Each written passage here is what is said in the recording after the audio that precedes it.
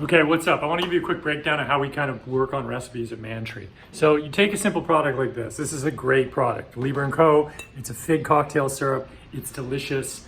And you think, man, this is perfect in a cocktail, right? Maybe you can use it in a Manhattan. Maybe you can use it in old fashioned, something like that. But when you go beyond that thinking and you start thinking about cocktail syrup and cooking, now what happens?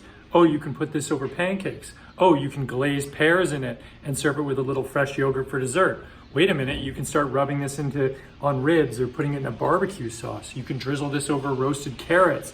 You know, you can basically take this, use it as a marinade. So you can add fruits to it and let that sit overnight, let it macerate, maybe with a little bit of vanilla, and it's delicious. So you take a product that's for cocktails and you start thinking, wait, what are some other ways to use it? And the way that we do that, we look at something like fig and that gets the brain going.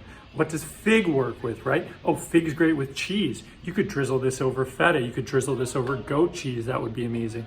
You could mix it with goat cheese and spread it on a crostini, right? So the more you get into it, and then the more you think of it as a concept of what is the form it's in. It's in a syrup. Okay, well, how are syrups used?